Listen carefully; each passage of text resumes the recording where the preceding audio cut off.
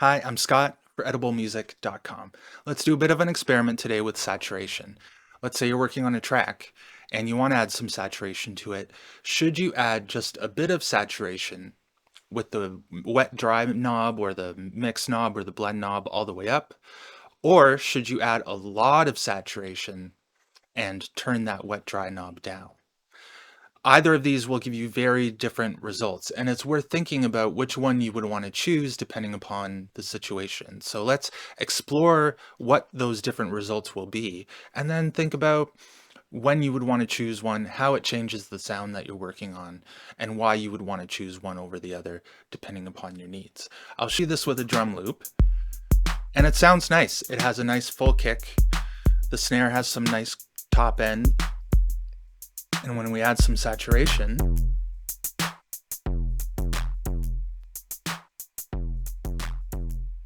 bring that down just to compensate.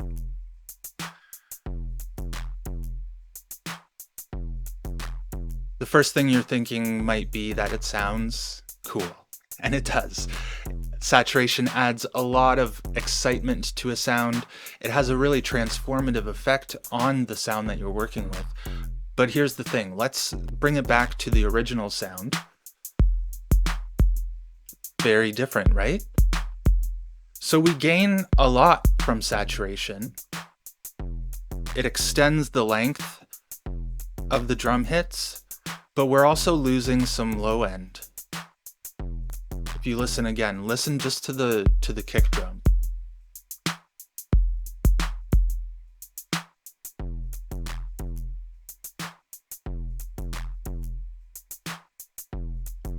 Quite significant. So if we bring the dry wet knob down, that will duplicate the signal so that we have a certain percentage of the dry and a certain percentage of the saturated signal. Then they'll combine back together. But we can keep with the dry signal that low end of the kick.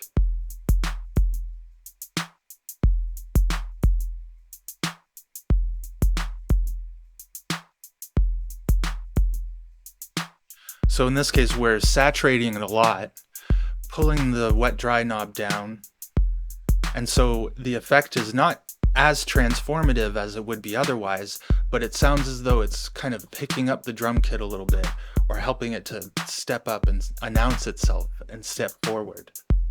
And that's fine if you're satisfied doing that and you're pretty much finished doing processing on the track. I think I would recommend that if you needed to do some EQ or some compression, do that before the saturation. Then you can add your saturation at the end, pull down the wet dry knob if you need to, and set it to your taste. But then the issue that arises is that you don't really have the opportunity to process just the saturated signal on its own. So let's figure out how to do that instead. If we put the saturator onto a return track and then put the dry wet knob all the way up,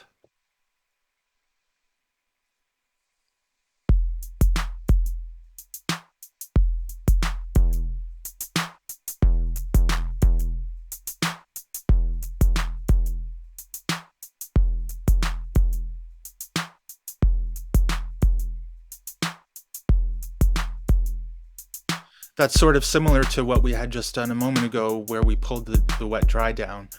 But now, if you want to, you can add some EQ to the saturation. Maybe you can cut the low end from the saturator and allow just the original signal to own that frequency area. Or you could boost.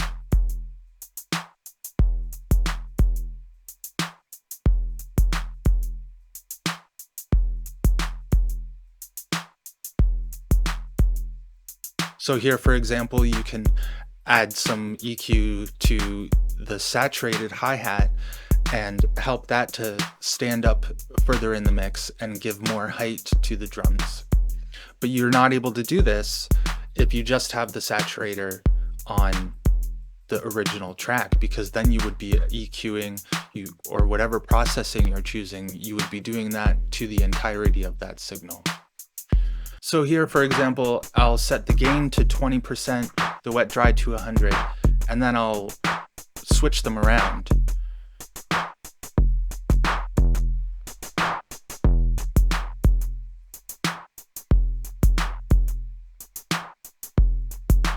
Really different results, right? And I chose those numbers arbitrarily. I don't expect them to be perfect inversions of one another.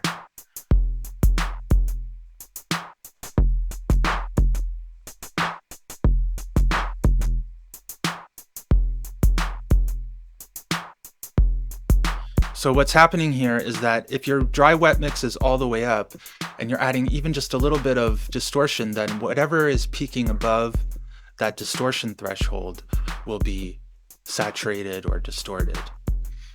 If there is a dry wet signal that's maybe 50-50, or here it's 20-80, then 80% or 20% rather of the dry signal will be able to remain, and 80% of it will be the saturated signal. So it's nice to have a wet dry signal on there, because if you are just adding a little hint of some coloration to a vocal or drums or a bass guitar, then it's fine just to add a little hint of it on the channel itself.